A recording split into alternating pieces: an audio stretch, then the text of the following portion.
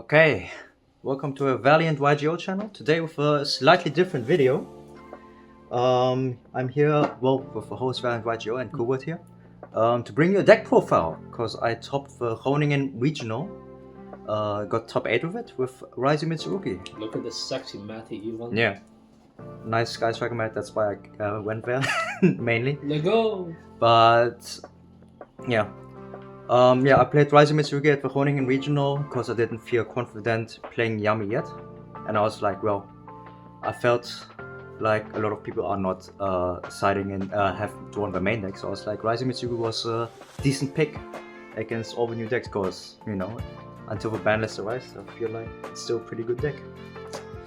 But enough yapping, because we're going to yap about the cards. I want to see some card movement. Yeah. So let's start off just with a Ryzeal engine. I think that's pretty straightforward. 2 ice, 2 X, 2 swords, 1 star, 1 note. As said, pretty standard. In the future, I do feel like cutting a star because I feel like people are not siding in nib anymore against Ryzeal Mitsurugi because it's not that great. And then you can free it up to have maybe more non-engine. And then consistency card. On fire, 3/7 attack, and some people cut that card, but I feel like that's crazy. Especially because draw is not that prominent anymore. Having access to either ice or X is, you know, a deal breaker for me. And then of course a mandatory cross. So yeah, nothing at least new here. Next we'll go into our Mitsurugi engine. Very small, 1 Murakumo, 3 Habakiri, 1 Ritual, 3 Prayers, then 1 of each name, and Night Sword Serpent. I feel like Night Sword Serpent, unlike Star, gives you just more pushes.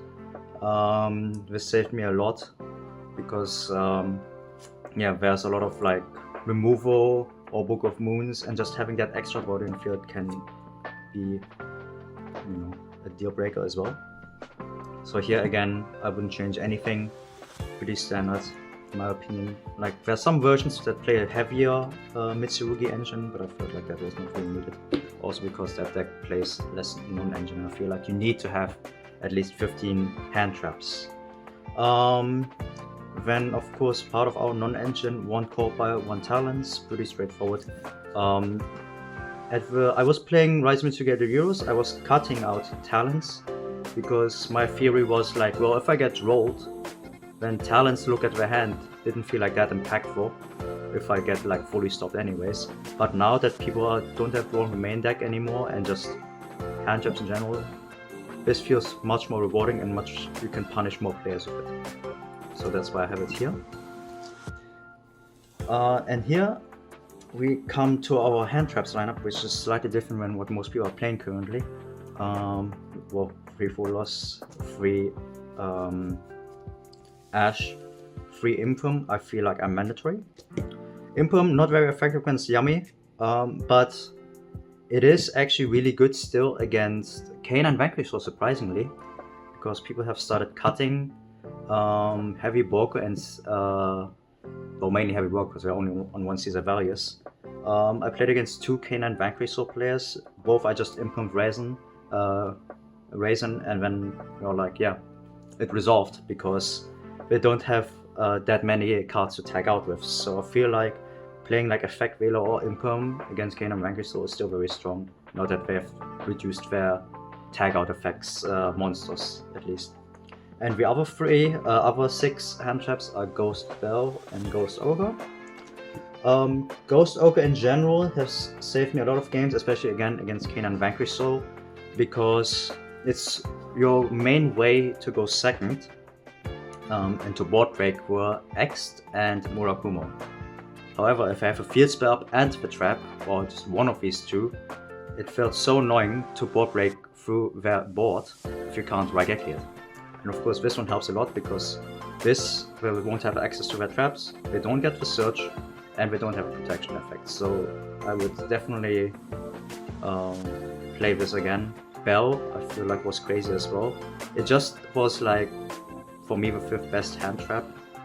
Like if you have a combination of Ash, Bell, or Ghost Ogre, or Bell, or Impom, or Bell.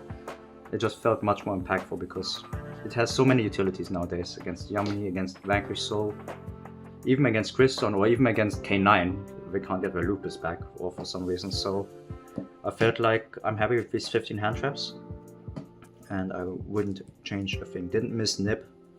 Brulia is not needed in the main deck. Yeah, that's all I have to say here. And of course, no main deck draw, because I played against a lot of the new decks, and then of course draw feels ass against most of them. That's what it would be. Yeah. Now we are into our extra deck. Pretty standard Masquerade, Dual Drive, Aguska, Exaton, Cowboy, never went into time. You could cut that for like something better.